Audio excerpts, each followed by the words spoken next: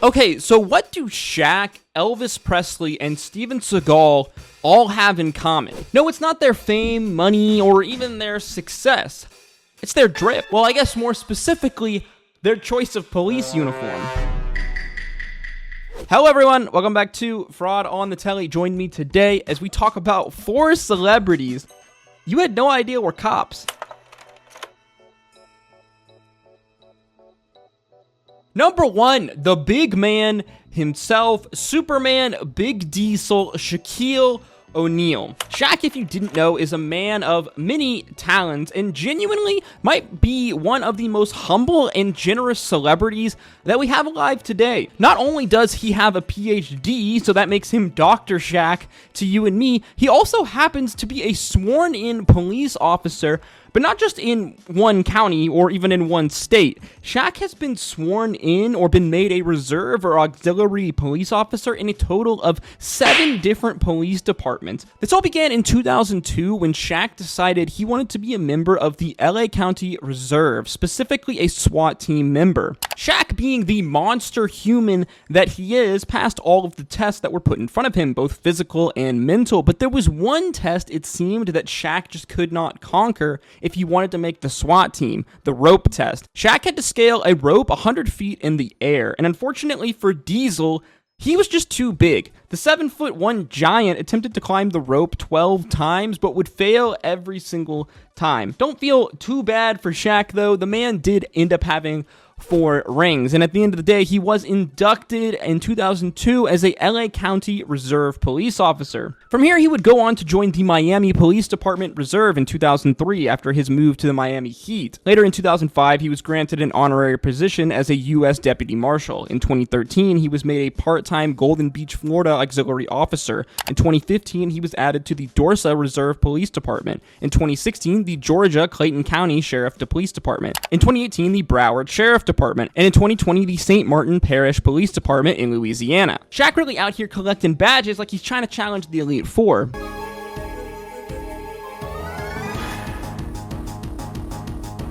Shaq has a number of wild stories from his time doing some work with these different police departments, but I think my favorite story comes from fellow NBA player Darius Miles. At the time of this story, Darius was a small forward for the LA Clippers. That day, he was running late to practice and speeding down the LA freeway when he saw lights in his rear mirror. The man would pull over and he began to gather his papers from the glove box when he hears a voice from outside of his window. "Where you going, boy?" I turned to look out the window and I can't even see this dude's face. He's so big. It was Shaq. I'm like, "I'm going to practice. You made me late." He taps the side of my truck and turns around and says, "Don't worry about it. I'll pay your fine. Just holler at me." Shaq's got one of those old school police lights that you put on the hood of your car, like you would see on cops. But you see, Shaq isn't the only celebrity out there with a taste for badges. Years prior, actually, another man had gone on a quite similar quest to obtain all the police badges in the United States.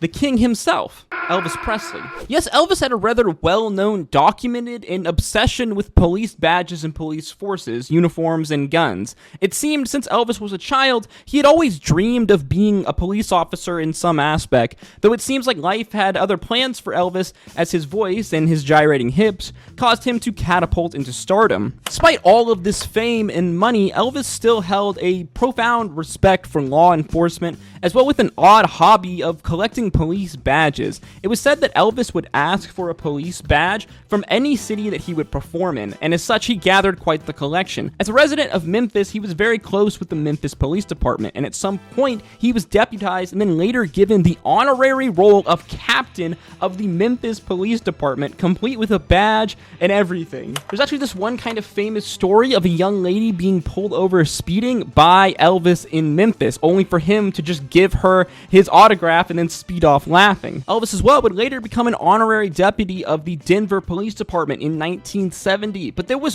one badge in particular that Elvis really had his eye on: the Bureau of Narcotics and Dangerous Drugs badge, or what we know now today as the DEA.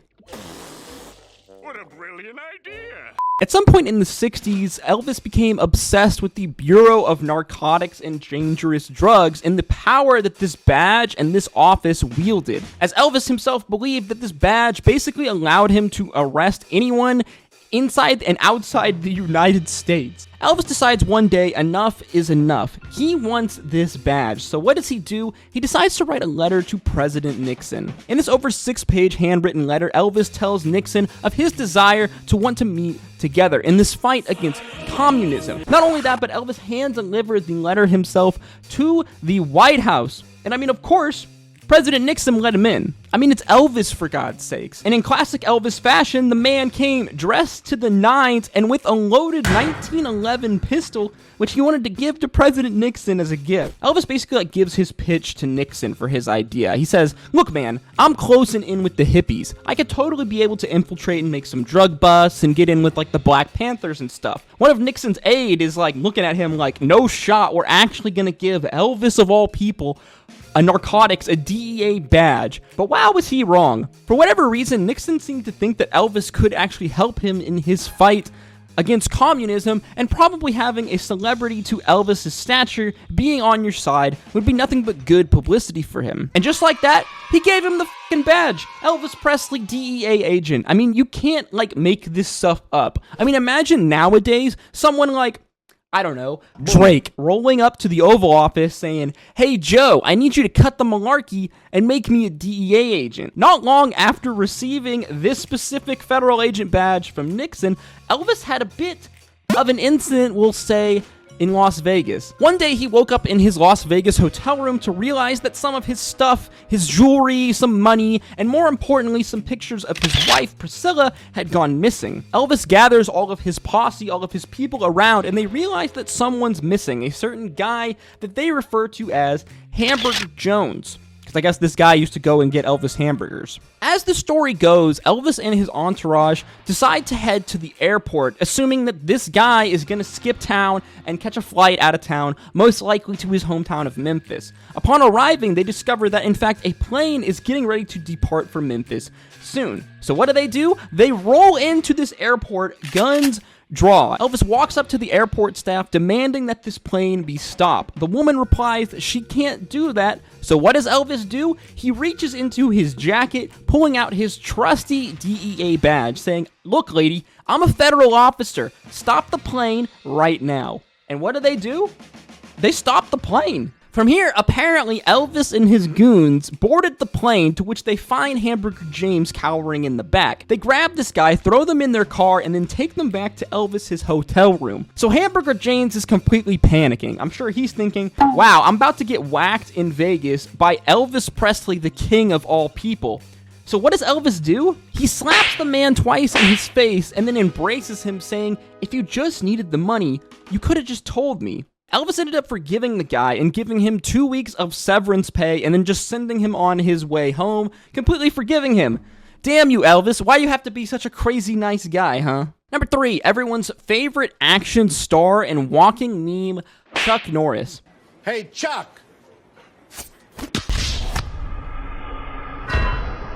Yes, everyone knows Chuck Norris from his work with Bruce Lee or on the program Walker, Texas Ranger, a show which actually got him a place as an honorary Texas Ranger. It's interesting because Chuck had actually once applied to be a policeman when he was a young man in California after being discharged from his stint in the Air Force. However, the success of his newly opened martial arts school and his acting career would lead Norris down a different path. And then later in 1997, he received a reserve officer position in the Terrell, Texas Police Department, a tiny little town in Texas. Chuck, though, unlike Elvis, it seems, actually did some police work with the department, most infamously his involvement in a very specific drug raid in Kaufman County, Texas in 1997. Here, Chuck Norris participated in a drug raid and sweep, which ultimately resulted in the arrest of 67 people charged with the distribution of crack cocaine. It was reported that at least one of these suspects was confused upon being arrested by Chuck Norris and apparently said, is this a movie? Now, I love Chuck Norris, but unfortunately, this story takes a bit of a darker turn. You see, this all happened during the 90s, during the height of the drug war in the US. One victim of this situation was Sharanda Williams, who was arrested that night on 7 drug-related charges, including trafficking.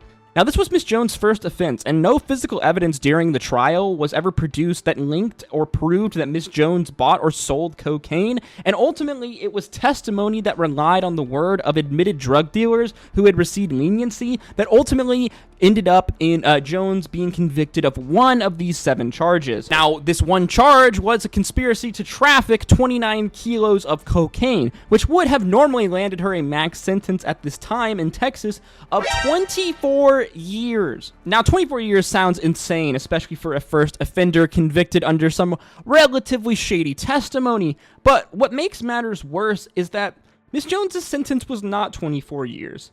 It was life. Without parole. To add insult to injury as well, her quadriplegic mother was also arrested and sentenced to 17 years. After serving 17 years of this sentence, Sharanda Jones was ultimately released, set free after a round of clemency and pardons from President Obama in 2016, where I hope now that she can actually attempt to live a normal bit of life. Our final story of badge-wielding celebrities is a lot lighter of a story. This one comes out of a little town in Louisiana called Jefferson Parish and features one of Hollywood's biggest liars and frauds, a man who is the chief instructor for Aikido for the Russian military and taught Anderson Silva how to throw a front kick. The one, the only, Steven Seagal. Now, you might actually have heard or know that Steven Seagal is actually an honorary police officer because they made an entire TV show about it. Get him, Johnny! Get him! 270 caliber is a very, very fast round. I got him. Taser, taser! Everybody on, taser! Everybody calm down. I make a living in the movies, but for the past 20 years, 11825 code 6. I've also been a cop. And along with some of the finest deputies on the force, I serve the people of Jefferson Parish, Louisiana.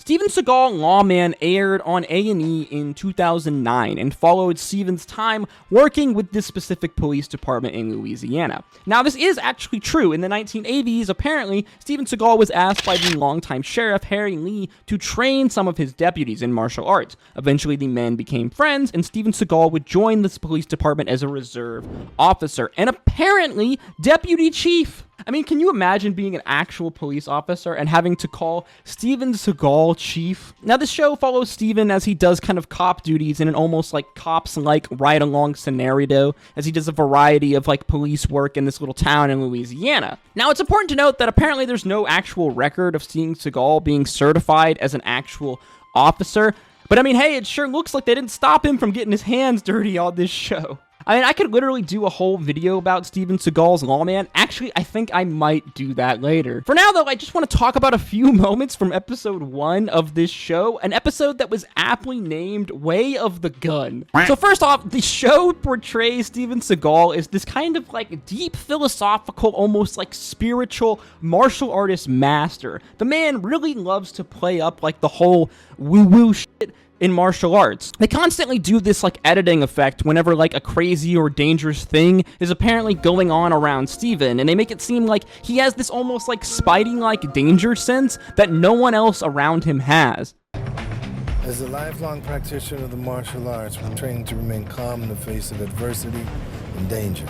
When the world is speeding by for others, I see things for what they are. A cock of the head, a foot planted forward or back, a flick of the wrist. They all tell me something. Whether somebody's gonna fight, pull a gun, or run. Bro, stop it. This man did not see shit. As someone who's done martial arts for years now, this type of like woo-woo shit, this like fake martial arts stuff, absolutely tilts me. I will say though that my favorite thing about episode 1 is the side plot of Steven Seagal teaching this police officer about how to be a better marksman. Apparently the officer has an upcoming firearms qualification test coming up, which he is worrying about passing, and he's coming to Steven Seagal of all people for tips, as apparently, according to Steven Seagal, he is a master marksman. Passed out some of the secrets that have made me a master shooter. See how it goes right where I want it? Yes, sir. Right there. I heard Chief Seagal's a heck of a shot, and I'm gonna ask him for pointers to help me knock off the rust. Nah, dude, I refuse to believe that these police officers refer to him as Chief Seagal when the camera is not rolling. Ain't no way. Steven talks a bunch of kind of woo-woo spiritual shit about really feeling the gun. You really gotta feel it. You really gotta feel the shot. Immediately, my bullshit alarm is going off all throughout this episode. As we see throughout a bunch of these scenes, Steven shoots a number of targets. Apparently, we're even supposed to believe that he shoots the head of a match off of the match itself. Now, in some of these scenes, it does very much seem like he is the one actually shooting the gun.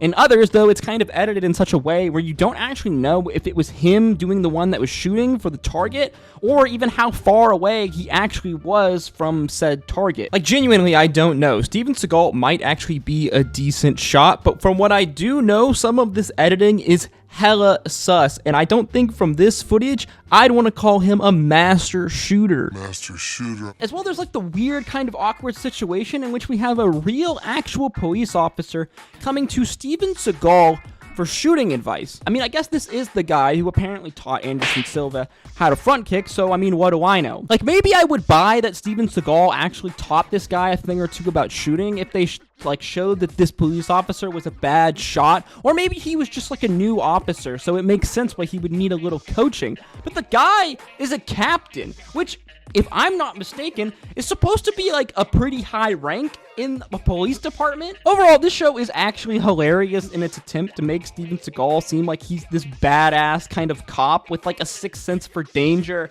And meanwhile, it's relatively obvious that he's just there in like an almost ride-along fashion capacity. I love this moment specifically where Steve and his cop homies are in pursuit of a fleeing criminal, when Steven, in his all-knowing wisdom, decides to give comms to his fellow officers. Go to the right. Steven, let me drop. The fuck you say to me, you little shit? And yes, here was our list of several celebrities that I bet you didn't know were actually cops. Honestly, after doing research for this video, I think that a lot of us need to take a step back and think twice before we talk shit to a celebrity or talk shit about a celebrity, because it seems like half these motherfuckers are just secret cops. As always, guys, if you enjoyed the video or learned something new, make sure you like, comment, and subscribe. If you enjoyed this video and want to see more content like this, then please click one of the videos on screen now. As always, guys, thank you so much for continuing to support me. Drink your water, hug your mother. Until next time, peace, love, Adu.